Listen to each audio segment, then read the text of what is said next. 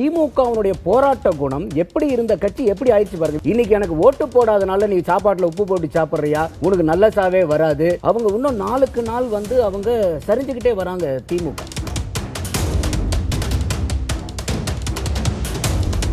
அந்த திமுகவுடைய ஜென்சி அவங்க மீட்டிங்லாம் பாத்தீங்கன்னா டிராமா கம்பெனி தான். அந்த டிராமா கம்பெனில போய் அவங்க என்னென்ன கூத்து பண்ணனாங்கிறத நம்ம பூரா பார்த்துக்கிட்டு இருந்தோம். அப்ப அந்த ஜென்சி கிட்ட வந்து அவங்க இருக்கக்கூடிய கொஞ்ச நஞ்ச நல்ல பேரையும் இந்த ஜென்சி மீட்டிங்கிற அந்த டிராமா போட்டு அதை வந்து இருக்கிறத விட்டாங்க. இந்த சட்டமன்றத்தை எடுத்துக்கங்க. உதயநிதிக்கு லெப்ட்ல யார் உட்கார்ந்துருக்காங்க, அவங்களுடைய வயசு என்ன, நீங்க அப்படியே அந்த 59 பேர்த்தையும் நீங்க ஓவர்லுக் பண்ணீங்கன்னா உதயநிதி அவர்களுக்கு ஒரு கை கொடுத்து நிக்கிறதுக்கு அங்க யாராவது அவருடைய வயசுல ஆட்கள் இருக்காங்களா? நிறைய பேர் வந்து சட்டமன்றம் பார்க்குறாங்க, உண்மைதான், அது மாற்று கருத்து கிடையாது. அரசியலுக்காக பார்க்குறாங்களா, விஜய் சாரை பார்க்கணும்னு பார்க்குறாங்க. பாட்டெல்லாம் பாடுறாங்க, கேட்ட கேள்விக்கு தப்பாக வேற அமைச்சர் சொன்னார், உண்மைக்கு புறம்பான விஷயங்கள்லாம் அங்கே பதியப்படுதுன்றாங்க. பாத்ரூமில் இருந்த மாதிரி தான் பேசுகிறாங்க. அப்போ சட்டமன்றன்றது பாதி என்டர்டெயின்மெண்ட்டாக மாறிடுச்சு. பாதி என்டர்டெயின்மெண்ட்டாக பார்க்கும்போது நேயர்களுக்கு என்டர்டெயின்மெண்ட் பிடிக்கும். சீரியலை விட இது நல்லா இருக்குது. நம் கட்சிக்காரர்கள் முதலில் நம் வீட்டில் அரசியல் பேச வேண்டும், நம் பிள்ளைகள் உறவினர்களிடம் அந்த அரசியலை பேசணும் அப்படின்னு சொல்லி இன்று பேசின திரு ஸ்டாலின் பேசுறாருன்னா அதோட அர்த்தம் என்ன, ஏன் அந்த இதை சொல்றாரு? மொத்தத்தில் திமுகவினுடைய ஓட்டை இந்த தடவை திமுகவுக்கு விழல. அது இதே டைலாக வந்து முதல்ல உதயநிதி ஸ்டாலின் அவர்களும் பேசியிருந்தாரு. அப்பயே நம்ம சேனல்லே நான் பேசியிருந்தேன். அப்போ உதயநிதி ஸ்டாலின் அவர்கள் வீட்டிலேயே வந்து திமுக விழுகாமல் ஓட்டு மாற்றி விழுந்திருக்குது. அப்போ இந்த அளவுக்கு வந்து ஒரு திமுக கட்சிக்காரங்களே திமுகவை வெறுக்கிற அளவுக்கு இன்னைக்கு கட்சியினுடைய கட்டமைப்பு இருக்குது. இப்போ கூட கோட்டி சொன்னார், எதிர்கட்சியாக இருக்கும்போது அந்த கட்சியினுடைய செயல்பாடுகள் வந்து போராட்ட களத்தில் போய் நிற்கணும்னு. இப்போ கூட ஐயா ஸ்டாலின் அவர்களும் இன்னைக்கு பேசுகிறாரு, நம்ம வந்து எதிர்கட்சியாக இருந்தால் திமுக மாதிரி தான் இருக்கணுங்கிறது நம்ம எதிரிகளே சொல்லுவாங்கங்கிறதெல்லாம் பேசுகிறார். ஆனால் ஒரு 4-5 நாளைக்கு முன்னாடி வந்து ஆர்எஸ் பாரதி பேசுகிறார், மாசு வந்து தோத்து போட்டதுக்காக வந்து பார்த்தீங்கன்னா நம்ம இப்படிலாம் ஆஸ்பத்திரி கட்டி கொடுத்தோம், இதெல்லாம் போய் இப்போ அதில் போய் ட்ரீட்மெண்ட் எடுத்தவங்க ஓட்டு போட்டிருந்தானா கூட ஜெயிச்சிருக்கலாம், அவனுக்குலாம் நல்ல சாவே வராது. யார்? ஆர்எஸ் பாரதி சொல்கிறார், நல்ல சாவே வராது. அடுத்தது வந்து இன்னைக்கு கரண்ட் இல்லை அது இல்லைன்ட்டு போய் போராடுறன்றாங்க, யாராவது போய் போராடினீங்கன்னா பாருங்க அப்படின்னு அவரும் பேசுகிறாரு. இன்னொரு மீட்டிங்கில் வந்து எனக்கு தெரிஞ்சு தமிழன் பிரசன்னாவும் அதை பேசுகிறார். அப்போ நீங்கள் எங்களுக்காக வந்து ஓட்டு போடல, நீங்கள் அவங்களுக்கு ஓட்டு போட்டீங்கல்ல, அனுபவிங்க, கஷ்டப்படுங்க அப்படிங்கிறாங்க. அப்போ திமுகவுடைய போராட்ட குணம் எப்படி இருந்த கட்சி எப்படி ஆயிடுச்சு பாருங்க. விவேக் தான ஒரு படத்துல சொல்லுவார், எப்படி இருந்தா நான் எப்படி ஆயிட்டம் பாருங்கிற மாதிரி இன்னைக்கு எனக்கு ஓட்டு போடாதனால நீ சாப்பாட்டுல உப்பு போட்டு சாப்பிட்றியா, உனக்கு நல்ல சாவே வராது. அதே மாதிரி வந்து பாத்தீங்கன்னாக்கா நீங்க இப்படிதான் படணும், நீங்க தான் கஷ்டப்படணும். அப்போ இந்த அளவுக்கு இருக்கும்போது அவங்க இன்னும் நாளுக்கு நாள் வந்து அவங்க சரிஞ்சுக்கிட்டே வராங்க திமுக. அப்போ இந்த இடத்துல அவங்க வந்து கரெக்ட் பண்ண வேண்டிய இது வந்து நிறைய இருக்கு. அடுத்தது வந்து இன்னைக்கு ஐயா ஸ்டாலின் அவர்களே பேசுறாரு, நம்ம போர் அடிச்சனால கட்சி ஆரம்பிச்சது இல்லை, போராட்டத்துக்காக நம்ம கட்சி ஆரம்பிச்சோங்கிறார். அப்படி இருக்கும்போது உங்களுடைய அமைப்பு செயலாளர் இந்த மாதிரி பேசலாமா? உங்க கட்சி நிர்வாகிகள்னு முக்கியமான நிர்வாகிகள்னு கண்டறியப்பட்டவர்கள் மக்கள் கஷ்டப்பட்டுட்டோம் அப்பதான் அவங்களுக்கு புத்தி வரும்னு சொல்லலாமா? நீங்க மனசுக்குள்ளார கூட நினைச்சுக்கீங்க சார், மைண்ட் வாய்ஸ் நினைச்சு நீங்க எல்லாத்தையும் வெளியே பேசிக்கிட்டு இருக்கீங்க. அப்புறம் நீங்க சொல்லிட்டு இருந்தீங்க இன்னொரு வார்த்தையும் அவர் இன்னைக்கு பேசுறாரு, நம்ம வந்து கொள்கை சார்ந்த கட்சி அப்படின்னு திமுக சொல்லுது. திமுக நான் தேர்தலுக்கு முன்னாடி இருந்தே சொல்லிட்டு இருக்கேன், இன்னைக்கு அவங்களுக்கு கொள்கை எல்லாம் கிடையாது, அவங்க கொள்கையிலிருந்து நீர்த்து போய் பல வருஷம் ஆச்சு. அவங்களுக்கு 2019 வந்து ஈஸியான ரூட்டை கண்டுபிடிச்சு ஒரு பாரதிய ஜனதாவை எதிர்க்கிறது மூலியமாவே நம்ம ஜெயிச்சுக்கிட்டே வந்துடலாம்னு சொல்லிட்டு அவங்களுடைய சமூக நீதி, சமத்துவம், பெண்ணுரிமை, சுயமரியாதை எல்லாம் போச்சு. அப்படி சுயமரியாதை இருக்கிறவங்களா இருந்தா நான் வந்து இன்ப நிதியை நான் வந்து இந்த பதவியில உட்கார வச்சுட்டு தான் என் உயிர் போகணும்னு திமுக மேடையில் ஒருத்தர் பேசுறானா அவங்கெல்லாம் சுயமரியாதைக்காரர்களா? அப்போ அது இல்லை. இப்ப இன்னைக்கு நீங்க இந்த கொள்கை சார்ந்த கட்சி நீங்க இன்னைக்கு வரைக்கும் மேடையில மட்டும் இருக்கு. அப்ப இப்ப நாச்சுக்கு என்னன்னு கேட்டீங்கன்னா இன்னைக்கு நீங்க ஒரு மாற்றம் கொண்டு வரணும்னு நினைக்கிறீங்க, வரவேற்கிறோம். அப்ப நீங்க என்ன பண்ணணும், இன்னைக்கு 110 மாவட்ட செயலாளர்கள் போடுறீங்க. இன்னைக்கு ஏற்கனவே 77 மாவட்ட செயலாளர்களை எத்தனை பேருக்கு SC ST கொடுத்துருக்கீங்க நான் பல இடத்துல கேட்டிருக்கேன். இன்னைக்கு இதே வந்து பாத்தீங்கன்னா ஒரு 110 மாவட்ட செயலாளர்களுக்கு நீங்க 19% நமக்கு ரிசர்வேஷன் இருக்கு. 21 மாவட்ட செயலாளர்கள் அதான் சொல்றேன், நான் நம்பராவே சொல்றேன், 21 கொடுங்க. அடுத்தது மகளிருக்கு வந்து 33% இடஒதுக்கீடு, அதையும் பொன்னைவளவன் சொன்னார், 33% கொடுங்க. இன்னைக்கு வந்து இந்த ஜென்சின்னு தான் நீங்க சொல்றீங்க. ஜென்சி 21% தமிழ்நாட்டில் 29 வயசுக்கு கீழே அவங்களுக்கு வந்து பாத்தீங்கன்னா 23 சீட்டு கொடுங்க. 39 அதாவது 40 வயசுக்கு கீழே இருக்கிறவங்களுடைய வாக்கு சதவீதம் வந்து பாத்தீங்கன்னா 41% இருக்கு. அப்ப இந்த 41% நீங்க போட்டீங்கன்னா 45 கட்சி மாவட்ட செயலாளர்களை நீங்க 40 வயசுக்கு உட்பட்டவங்களை போடுங்க. நீங்க எக்ஸ்ட்ரீம் மேக்சிமம் ஏஜ் தான் 70. அப்ப நீங்க வந்து இன்னைக்கு வந்து ஒரு 25 வயசுலயோ 30 வயசுலயோ ஒரு மாவட்ட செயலாளரை போடக்கூடாதுங்கிறது உங்க கண்டிஷன் இல்ல. அப்போ நீங்க கேட்டீங்க இல்லையா எந்த அடிப்படையில திமுக தன்னுடைய கட்சிக்கு ஆட்களை வர வைக்க முடியும்னு. அப்போ நீங்க இந்த கொள்கைகளை பூரா நீங்க பேச்சளவுல மேடை பேச்சுல மட்டும் உங்க கொள்கைகளை வந்து அங்கங்க பஞ்ச் பண்ணாம உங்களுடைய செயல்பாடுகள்ல காட்டுங்க. அப்ப பார்க்கும்போது என்ன ஆகுனா, இந்த கட்சி பேசுற கொள்கைக்கும் செய்யக்கூடிய நடவடிக்கைகளுக்கும் எந்த வித்தியாசமும் இல்ல. அப்ப வந்து they are walking the talk. அப்ப வந்து பாத்தீங்கன்னா இந்த கட்சியை நம்பி நம்ம போலாம் அப்படிங்கிற மாதிரி அத்தனை பேர்த்துக்கும் இந்த கட்சி வந்து அனைவரையும் உள்ளடக்கிய இன்க்ளூசிவ் பாலிடிக்ஸா மாறும்.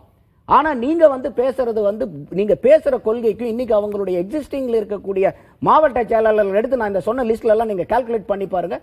ரொம்ப ரொம்ப பேத்தட்டிக் சிச்சுவேஷன். நான் அதனால தான் சொல்றேன், தேர்தலுக்கு முன்னாடியே சொல்லிட்டு இருக்கேன், இவங்க ஈஸி ரூட் எடுக்கிறாங்க. இவங்க எடுத்த ரூட் வந்து what brought you here will not take you thereன்னு ஒரு சேயிங் இருக்கு. அப்ப அந்த மாதிரி இதுவரைக்கும் உங்களை வெற்றி அடைய வச்சது 2026ல நீங்க போற ரூட் உங்களுக்கு வெற்றியை கொடுக்கவே கொடுக்காதுன்னு தேர்தலுக்கு முன்னாடி பல இடத்துல நான் பேசியிருக்கேன். அந்த ரிசல்ட் தான் வந்து இன்னைக்கு வந்து வந்திருக்கு. அட்லீஸ்ட் இப்ப நாச்சுக்கு வந்து அவங்க வந்து உணர்றாங்க, உணர்ந்து ஒரு நடவடிக்கை எடுக்கிறாங்க, வரவேற்கக்கூடியது தான். அதுல எந்த மாற்று கருத்தும் இல்லை. திருப்பி இதை எல்லாமே வந்து வெறும் நாம்கே வாசுக்காக நம்ம இதை செஞ்சோமா. ஏன்னா இதுல எல்லாம் பாத்தீங்கன்னா எப்பயுமே வந்து ஒரு லெசன்ஸ் லேர்ன்டுன்னு ஒரு அனாலிசிஸ் எல்லாமே பண்ணுவாங்க, எதனால செட்பேக் வந்துச்சு அப்படின்னு சொல்லிட்டு. அப்ப இதெல்லாம் வந்து ஒரு நார்மலா இதுன்னு சொல்லிட்டு நாங்க இந்த ஆக்டிவிட்டி எல்லாம் பண்ணிருக்கிறோம், அனாலிசிஸ் பண்ணிருக்கீங்களா, ரிவ்யூ பண்ணிருக்கீங்களா அப்படின்னு ஒரு போஸ்ட்மார்ட்டம் பண்ணிருக்கீங்களான்னு இது ஒரு ஆக்டிவிட்டி செக்லிஸ்டா மாறிடக்கூடாது. அப்படிதான் இந்த ஜென்சி மீட்டிங் எல்லாம் போட்டாங்க இல்லையா, அதெல்லாம் வெறும் ஆக்டிவிட்டி செக்லிஸ்ட். நீங்க நான் பல இடத்துல பேசியிருக்கேன், அந்த திமுக ஜென்சி அவங்க மீட்டிங் எல்லாம் பாத்தீங்கன்னா டிராமா கம்பெனி தான். அந்த டிராமா கம்பெனில போய் அவங்க என்னென்ன கூத்து பண்ணாங்கிறத நம்ம பூரா பார்த்துக்கிட்டு இருந்தோம். அப்ப அந்த ஜென்சி கிட்ட வந்து அவங்க இருக்கக்கூடிய கொஞ்சம் நஞ்ச நல்ல பேரையும் இந்த ஜென்சி மீட்டிங்கிற அந்த டிராமா போட்டு அதை வந்து இருக்கிறத விட்டாங்க. அப்போ இன்னைக்கு திமுக வந்து பண்ணணும்னா இந்த நீங்க சொல்லிட்டு இருக்க கொள்கையின் அடிப்படையில் எஸ்சி எஸ்டிக்கு 21 பேர்த்த கொடுங்க, மகளிருக்கு 33 மாவட்ட செயலாளர் கொடுங்க, 40 வயசு கீழே இருக்கக்கூடிய மாவட்ட செயலாளர் 45 பேர் அப்பாயிண்ட் பண்ணுனீங்கன்னா கட்டாயமா ஒவ்வொரு வெளியே இருக்கக்கூடிய அரசியலை வந்து இன்னைக்கு என்னன்னா கவனிக்க ஆரம்பிச்சுட்டாங்க. ஐயா விஜய் வந்ததுக்கு அப்புறம் இன்னைக்கு ஸ்போர்ட்ஸுக்கு பின்னாடியும் சினிமாவுக்கு பின்னாடியும் போய்கிட்டு இருந்த மக்கள் இன்னைக்கு வந்து வீட்டில் உட்காந்து நீங்க லைவ் பாக்குறாங்க. லைவ் பார்க்க முடியாதவங்க அட்லீஸ்ட் வீட்டுக்கு வந்ததுக்கு அப்புறம் நம்ம வீட்டில் இருக்கக்கூடிய பெண்மணிகளே பார்க்கறத நம்ம பார்க்குறோம். வாரமா வந்த உடனே பார்த்தீங்கன்னாக்கா நம்ம வந்து ஓடிடியில சீரியல் பார்த்துக்கிட்டு இருப்பாங்க. இப்போ வந்து சட்டமன்றத்தில் என்ன நடந்துச்சுன்னு போட்டு பார்த்துட்டு அப்புறம் தான் சீரியலுக்கு போறாங்க. அப்போ இன்னைக்கு வந்து இந்த அரசியல் விழிப்புணர்வும் பொதுமக்கள்கிட்ட அதிகமாக வந்திருக்கு. எல்லாருமே இன்னைக்கு தாவேகாவுடைய உறுப்பினர்களும் இல்லை, எல்லாமே திமுக உறுப்பினர்களும் இல்லை, எல்லாம் அண்ணா திமுக உறுப்பினர்களும் இல்லை, கட்சி சாராத வாக்காளர்கள் தான் வெளியே அதிகமா இருக்கிறது. அப்ப அவங்கள நீங்க திமுக நீங்க சுபேற்ற கூட இந்த கேள்வி கேட்டிருந்தீங்க, எப்படி கொண்டு வருது கோடிஸ் கேட்டீங்க. அப்ப எப்படி கொண்டு வரணும்னா நீங்க சொல்லுக்கும் செயலுக்கும் எங்க கிட்ட வித்தியாசம் இல்ல, நாங்க வந்து சொல்றதை தான் செய்வோம், செய்யறது தான் சொல்லுவோங்கிறத நீங்க நிலைநிறுத்தினீங்கன்னா உங்களுக்கு அது வரும். ஆனா இன்னைக்கு வரைக்கும் அது வந்து எந்த இடத்துலயுமே எவிடென்ட்டா தெரியல. இன்னொன்னு ஒண்ணு இல்லை, இப்ப நீங்க சட்டமன்றத்தை எடுத்துக்கங்க, உதயநிதிக்கு லெப்ட்ல யார் உட்கார்ந்துருக்காங்க, அவங்களுடைய வயசு என்ன, நீங்க அப்படியே அந்த 59 பேர்த்தையும் நீங்க ஓவர்லுக் பண்ணுனீங்கன்னா உதயநிதி அவர்களுக்கு ஒரு கை கொடுத்து நிக்கிறதுக்கு அங்க யாராவது அவருடைய வயசுல ஆட்கள் இருக்காங்களா? அவர்தான் கை கொடுக்கணும், அவர் கை கொடுக்க வேண்டியதா இருக்கு. இப்ப எப்பயுமே சட்டசபையில் என்ன நடக்கும்னா அந்த கட்சி தலைவர்களை வந்து தாக்குதல் நடத்தும் போது அந்த கட்சியினுடைய எம்எல்ஏக்கள் வந்து காப்பாத்துவாங்க, நின்று அவங்க ஃபைட் பண்ணுவாங்க. நேத்து சட்டசபையில பாத்தீங்கன்னா இவர் வந்து சிடிஆர் வந்து செந்தில் பாலாஜியை வந்து அட்டாக் பண்ணும்போது தேவையில்லாம உதயநிதி அவர்கள் வந்து ஆஜராகி திருப்பி அவர் வந்து ட்ரோல் செய்யப்படுறார். அப்ப இந்த ஈக்குவேஷனை எப்படி மாறுதுன்னு பாருங்க. தலைவருக்கு ஒரு தாக்குதல் வராத அளவுக்கு கூட இருக்கக்கூடிய எம்எல்ஏக்கள் சட்டசபையில் பாதுகாக்கணும். ஆனா இங்க எம்எல்ஏக்களுக்கு நான் பாதுகாப்பு வரேன்னு சொல்லிட்டு உதயநிதி வந்து அவரும் அந்த வந்து தாக்குதலுக்கு உள்ளாகிட்டு போறாரு. அப்ப இந்த ஈக்குவேஷன்லாம் ஏன் மாறுது, எதனால மாறுது? அப்போ அதனாலதான் கோடீஸ்வரன் சுபேர் 2 பேருமே சொன்னாங்க இது காலம் தாழ்ந்த முடிவு, பரவாயில்ல, பெட்டர் லேட் தென் நெவர். அட்லீஸ்ட் இப்ப நாச்சுக்கு நீங்க எடுக்கிறீங்க, கட்டாயமா இது திமுகவுக்கு ஒரு நல்ல மாற்றத்தை கொடுக்குமானா கொடுக்கும். எப்ப கொடுக்கும்னா நீங்க இந்த செய்கையை செய்யறதுக்கு பின்னாடி ஒரு எண்ணம் இருக்கும் இல்லையா, அந்த எண்ணங்கள் பூராமே செயலாக்கமா மாறணும். அதை வெறும் வந்து ஒரு அறிக்கையாவோ ஒரு நாம்கே வாசுக்கோ வந்து இருந்துருச்சுன்னா இந்த செயல்பாடும் உங்களுக்கு ஜென்சி மீட்டிங் போட்டு எந்த பலனும் இல்லாத மாதிரி இந்த ஒரு நடவடிக்கையும் உங்களுக்கு பலன் கொடுக்காம போயிடும். அப்ப அந்த எண்ணங்களை ஈடேற்ற வகையில உங்களுடைய கொள்கை சார்ந்த நடவடிக்கைகளுக்கும் கொள்கைகளுக்கும் வித்தியாசம் இல்லாம இருந்துச்சுன்னா டிஎம்கே கேன் ரிவைவ் ஆக முடியாத பார்ட்டின்னு எந்த பார்ட்டியும் கிடையாது உலகத்துல. Anybody can revive, anybody can come back. அதாவது சார் வந்து சொன்னாரு, இன்னைக்கு நிறைய பேர் வந்து சட்டமன்றம் பாக்குறாங்க, உண்மைதான், அது மாற்று கருத்து கிடையாது. அரசியலுக்காக பாக்குறாங்களா, விஜய் சாரை பார்க்கணும்னு பாக்குறாங்களா? சரி இல்ல இருங்க, நீங்க சொன்னதுதான் எல்லாரையும் சொல்லல, முன்னாடியில இருந்து பாக்குறோம். ஒரு 10 நாள் முதலமைச்சரா வந்த பிறகு சட்டப்பேரவை நிகழ்வுகள் நேரடி முழுமையா கொடுக்கப்பட்ட பிறகு பார்க்க ஆரம்பிச்சோம். அதான் 2 விஷயம் சார். ஒன்னு நேரடி ஒளிபரப்புன்னு இப்பதான் கொடுக்குறோம் சார், இதுக்கு முன்னாடி கொடுக்கல. ரைட்டுங்களா? திமுக சொல்லுவாங்க நாங்க கொடுத்தோன்னு, அவங்க ஃபுல்லாலாம் கொடுக்கல. எனக்கு தெரியும் ஜெயா டிவி யாருமே கொடுக்கல. அதுக்கப்புறம் அவங்களோட ஆதரவா இருந்த கலைஞர் டிவி என்ன பண்ணாங்கன்னா தெரியும். நம்ம பொதுவா பேசுவோம். அவங்க லைவ் கொடுக்கல, லைவ் கொடுக்குற தைரியம் இல்ல திராவிட கட்சிகள். உண்மை. இப்போ தாவேகா கொடுக்குது. ஆனா இதுல என்னன்னா விஜய் சாரோட அந்த வசீகரம் இருக்குல்ல, அதுவும் ஒரு ஃபேக்டர். விஜய் சார் அங்கே உட்காரதுனால அதுக்கு இது கிட்டத்தட்ட இன்னொன்று சட்டமன்றம் வந்து பாதி நேரம் பிக் பாஸ் மாதிரி இருக்குது, பாதி நேரம் வந்துட்டு அவையில் பாட்டெல்லாம் பாடுறாங்க. கேட்ட கேள்விக்கு தப்பா வேற அமைச்சர் சொன்னார். உண்மைக்கு புறம்பான விஷயங்கள்லாம் அங்கே பதியப்படுதுன்றாங்க. பாத்ரூமில் இருந்த மாதிரிலாம் பேசுகிறாங்க. இப்போ அப்படி இருந்தால் என்ன பண்ணுவாங்க ஜனங்க? 4 பேர் அது வந்து உங்களுக்கு நல்ல கருத்துக்களை விட இந்த மாதிரி ஒரு ஜூஸியாக இருக்கிற மெசேஜ் வந்து எப்பயுமே ஒரு என்டர்டெயின்மெண்ட்டாக பார்க்கப்படும். அப்போ சட்டமன்றன்றது பாதி என்டர்டெயின்மெண்ட்டாக மாறிடுச்சு. பாதி என்டர்டெயின்மெண்ட்டாக பார்க்கும்போது நேயர்களுக்கு என்டர்டெயின்மெண்ட் பிடிக்கும். சீரியலை விட இது நல்லா இருக்கு. உங்களுக்கு படம் போய் பார்க்கணும்னா காசு கொடுக்கணும், அதே விஜய் சாரை பார்க்கணும், இங்கே ஃப்ரீயாக பார்க்கணும், ப்ளஸ் அரசியலும் அதில் கிடைக்குது. அதனால இந்த காரணங்களுக்கெல்லாம் சேர்த்து தான் வந்து நிறைய பேர் பார்க்குறாங்க. ஒன்று. ரெண்டாவது வந்து நந்தகுமார் சார் சொல்கிறாங்க 25 வயசில் மாவட்ட செயலர் போனோம். 25 வயசில் மாவட்ட செயலர் போட்டிங்கன்னா தாவேக்கால இப்போ எப்படி தத்தக்கா பொத்தக்கான ஒளரி ஏதோ மன்மத வணக்கம், அதுக்கப்புறமா வார்த்தைகள் தப்பு அதே மாதிரி திமுக ஒரு குரூப் மாவட்ட செயலர் பதவியோட வேலை என்ன? நீங்க 39 வயசுல கொடுங்க, 25 வயசு வேண்டாம். நான் சொன்னது ஒரே இது மட்டும் கிளாரிஃபிகேஷன் கொடுங்க. லெஸ் தென் 40 இயர்ஸ் இருக்கவங்களுடைய வாக்காளர்கள் 41%. அப்ப அதுக்கு வந்து 40 வயசுக்கு கீழ இருக்கக்கூடிய மாவட்ட செயலாளர்கள் நீங்க 39ல கூட போடுங்க, யார் வேண்டாம். நான் என்ன கேக்குறேன்னா, இல்ல 25 வயசு சொன்னார் சார். இப்போ ஒரு நாளைக்கு ஒரு கம்பெனியோ பேங்கோ நடத்துறாரு சார், 25 வயசுல இவர் வந்து மேனேஜராவோ இல்ல ஜிஎம்ஆவோ போடுவாரா சார்? ஏங்க இன்னைக்கு வந்து பெரிய பெரிய நிறுவனத்துல வேலை பார்க்கக்கூடிய பெரிய பெரிய இன்ஸ்டிடியூஷன்ல இருந்து போறீங்களா ஹையர் பொசிஷன்ஸ்க்கு போறாங்க சார். அது ரைட் சார். இல்ல சார், நான் என்ன சார் எங்க 25 இயர்ஸ்ல எல்லாம் ஹெச்ஓடியா வர முடியாது சார். மாவட்ட செயலர் 29 வயசுல அமைச்சரா இருந்திருக்காரு. அமைச்சர் வேற சார், மாவட்ட செயலர்ன்றது it is more than that. புரியுதுங்களா? நிறைய பேர் இப்ப அதாவது இப்போ ஒரு எம்எல்ஏ ஆக்கி விட்டீங்க, கொலை மிரட்டல் விடுறாரு, ஒரு அமைச்சர் பேசுறாங்க ஜெட்டியோட உட்கார வைப்பான்னு. அப்போ அம்மையார் ஜெயலலிதா சொல்லியிருப்பாங்க, அந்த தகுதி அந்த பக்குவம் அந்த விஷயம் இல்லைன்னா தகுதியற்ற இடத்துக்கு மாதிரி அவங்க நடந்துக்குவாங்கன்னு பதிவு பண்ணிக்கிறாங்க பேரவையிலேயே. அதனால வந்து இந்த வயசு அந்த வயசுன்றது ஏஜ் குறைக்கிறது நல்லது. நீங்க 25 வயசு ஒரு மெச்சூரிட்டி வந்த பிறகு அங்க சார் அரசியலுக்கு மெச்சூரிட்டி வேணும் சார். இப்போ இவங்க பேசுற பேச்செல்லாம் எப்படி இருக்கு? ஒரு எதுக்கு சபாநாயகர் அப்ப இப்ப 25 வயசுல எல்லாரையும் அமுச்சு விட்டுட்டு சபாநாயகர் என்ன பண்ணுவாரு? அவரு ஆல்ரெடி தலையை போட்டு பிச்சுன்னுக்கிறாரு. அப்ப அவர் நிலைமை யோசிச்சு பாருங்க, ஜேசிடி பிரபாகர் நிலைமை யோசிச்சு பாருங்க. பாதி பேர் என்னென்னமோ பேசுறாங்க. அதுக்கப்புறம் இன்னொன்னு, இந்த பட்டியலின மாவட்ட செயலர்கள் பத்தி சொன்னாங்க, அது உண்மையிலே பார்க்கப்பட வேண்டிய விஷயம் தான். நிறைய நேரத்தில் திமுக வந்து நாங்கள் பட்டியலினத்துக்கு அதை பண்ணோம் இதை பண்ணோன்னு சொல்லிட்டு பட்டியலின தலைவர்களையோ அவங்க வந்து யாருமே சரியா பண்ணல. இப்போ உதாரணத்துக்கு வந்து நீங்க எடுத்தீங்கன்னா இப்போ ஐயா நாசரு, மஸ்தான், ரகுமான் கான், இந்த மாதிரி நீங்க வந்து பழைய லிஸ்டா தான் போகணும். இப்போ இளமையா இருக்கக்கூடிய சிறுபான்மையினர்களோ இவங்க வந்து இந்த ஐயூஎம்ல நம்புறது, அதுக்கப்புறம் வேற சில இஸ்லாமிய கட்சிகள் வருது அதை நம்பி போறது, அதெல்லாம் பண்ணாம சொந்த கட்சியில யாருன்னா சிறுபான்மையினர் இருக்கிறாங்கன்னா அவங்களுக்கு முக்கியத்துவம் கொடுத்து வரணும். அப்புறம் பெண்களை பொறுத்தவரைக்கும் கனிமொழி அவர்களை ஓரம் கட்டுறது தான் பெரிய வேலையாவே ஒரு சில நேரத்தில் பார்க்கப்பட்டது. அது உண்மை. செந்தில் பாலாஜி அவர்களுக்கும் கனிமொழி அவர்களுக்குமே ஒரு சில மனக்கசப்பெல்லாம் வந்தது. பெண்களை வந்து ஊக்கப்படுத்தல, பெண்களை வந்து இது பண்ணல, இந்த மாதிரி உட்கட்சி பிரச்சனைகள்லாம் இருக்கு. அதெல்லாம் சேர்ந்து ஆராய்ஞ்சாங்கன்னா அவங்க கட்சிக்கு நல்லது.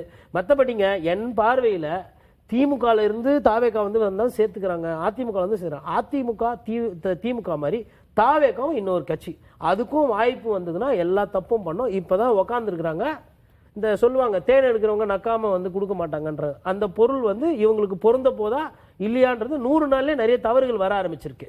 அதாவது வழக்கறிஞர்களுக்கு லஞ்சம் பெற்றுக்கொண்டு நீதிமன்றத்துக்கு முன்னாடி ஆளை போடுறாங்கன்றது அதிமுகலயே திமுகலயே சொல்லல, தாவேகால இருக்கிற வழக்கறிஞரை சொல்லியிருக்கிறாங்க. 1,30,000 வாங்கினவர் அதிமுக ஒன்றிய செயலாளர் கிடையாது. பாலியல் சீண்டல் பெண்களுக்கு கொடுத்தது வந்து திமுக வட்ட செயலாளர் கிடையாது. இந்த கட்சியெல்லாம் நடக்குது. என்னன்னா விஜய் சாரோட அந்த பிம்பம் அதிகமா இருக்கிறதுனால இதெல்லாம் பேசு பொருளா. லாங் மைல்ஸ் டு கோ, இன்னும் நிறைய இருக்கு, 4 ஆண்டுகள் இருக்கு, பார்க்கலாம். அது உங்களோட நிறைவு பார்வையா எடுத்துக்கிறேன். அதாவது இன்னைக்கு அரசியல் களம் மாறி இருக்கு, அரசியல் மொழி மாறி இருக்கு, அரசியல் தலைவர்கள் மாறி இருக்கிறாங்க. ஒரு 18 இருந்து 40 வயதுக்குள்ள திமுக பழைய புலவர்களை வைத்துக்கொண்டு மீட்டிங் போட்டுக்கிட்டு சாயங்காலம் ஆச்சுன்னா புத்தக வீட்டில் வச்சுக்கிட்டு பாராட்டுகளை வச்சுக்கிட்டு அரசியல் பண்ணா அந்த அரசியல் எடுபடாது. பழைய ஆட்களை நீங்க வைத்துக்கொண்டு பழைய பஞ்சாங்கத்தை பாத்தீங்கன்னா எடுபடவே எடுபடாது. சார் சொல்றது 100க்கு 100 உண்மை. அரசியல் களம் எங்கே போச்சு? தினந்தோறும் புத்தக வெளியிட்டு விழா, போன ஆட்சியில பாதி அமைச்சர் புத்தகம் எழுதிட்டாங்க, பாதி பேர் எழுத்தாளர் தான், பாதி பேர் இலக்கியவாதி தான், பாதி பேர் பாதி நாள் பாராட்டு விழா தான். ஈவினிங் பார்த்தா எல்லா அமைச்சரும் அங்கங்க உட்காந்துருப்பாங்க, ரோட்டுக்கு போக முடியாது, டிராஃபிக்ல தான் நிக்கணும். அப்ப இன்னைக்கு அரசியல் களம் மாறி இருக்கு, மொழி மாறி இருக்கு, அரசியல் தளம் மாறி இருக்கு, எல்லாமே மாறி இருக்கு. அப்ப எல்லாத்தையும் இல்ல மாற்றுவதற்கு இது போன்ற நிகழ்ச்சிகள் வந்து அரசியல் மயப்படுத்துறதுக்கு உதவலையா? ஏற்படுத்துவீங்க இல்ல இளைஞர்களை இல்ல அடுத்த தலைமுறைகளை 100 பேரை கூட்டு உட்கார வச்சு அவனுக்கு 9:30 மணிக்கு கரெக்டா முடிச்சிடணும், அதுக்கு மேல தாங்க மாட்டான். ஒரே ஒரு சின்ன சார், இளைஞரை வர வைக்கணும்னு வச்சுக்கலாம், ஃப்ரீ ஃபயர், இன்ஸ்டால போட்டி, ஃபேஸ்புக்ல டான்ஸ், அதுக்கப்புறம் WWE போட்டி, இல்லனா ஆர்ம் ரெஸ்லிங், இந்த மாதிரி போட்டி எல்லாம் நடத்தினா வருவாங்க சார். ஏன்னா மாத்தியாச்சு, இது மாத்துறதே நம்ம தான். இல்ல இப்ப அதை நோக்கி தான் போயிட்டு இருக்கு. அது வந்து ஒரு பிரச்சார பலி இருக்கக்கூடிய ஒரு இடம். அதை நீங்க எப்படி பயன்படுத்துறீங்கன்னு தான் இருக்கு. அதுல நீங்க ஃப்ரீ ஃபயர் விடலாம், டான்ஸும் பண்ணலாம், மிமிக்ரியும் பண்ணலாம், வேற வேற வேலையும் பண்ணலாம். அதை நீங்க எப்படி பயன்படுத்துறீங்க? அதை எப்படியோ பயன்படுத்தி அவங்க அதை பயன்படுத்திக்கிட்டாங்க. எப்படியாவது வரலான்றது நோக்கம் இல்ல. அது ஒரு பிளாட்ஃபார்ம், தப்பான பிளாட்ஃபார்ம் கிடையாது. தப்பாவும் பயன்படுத்துறாங்க, சரியாவும் பயன்படுத்துறாங்க. அதையே நீங்க பயன்படுத்தல. இன்னமும் பிரிண்டிங் காலம் முடிஞ்சு 30 வருஷம் ஆகி போச்சு. ஒண்ணு நீங்க பாராட்டு விழா வைக்கிறேன், புத்தக வெளியீட்டு வைக்கிறேன், இலக்கிய கூட்டம் போடுறேன், கட்சிக்காரனை 10 பேரை கூட்டு வந்து உட்கார வச்சுட்டு அங்கே நீங்களா பேசிக்கிட்டு உங்களை மாத்தி மாத்தி புகழ்ந்துக்கிட்டு ஒரு 10 அரசியல் கவிஞர், பல முக்கிய நிர்வாகிகள் 10 பேரை ரெடிமேடா வச்சிருக்கீங்களே, அந்த ஆட்களை வைத்துக் கொண்டு தான் திமுக நீங்க மாத்த போறீங்களா, வளர்க்க போறீங்களா? அப்ப என்ன சொல்றோம், கட்சியை முழுவதுமாக அடிமட்ட கட்டமைப்புல இருந்து மாத்தணும். இளைஞர்களை, ஜென்சி இளைஞர்களை, பெண்களை உள்ளே கொண்டு வருவதற்கு அவர்கள் கையில் அதிகாரத்தை கொடுங்க. அப்பதான் வளரும் கட்சி.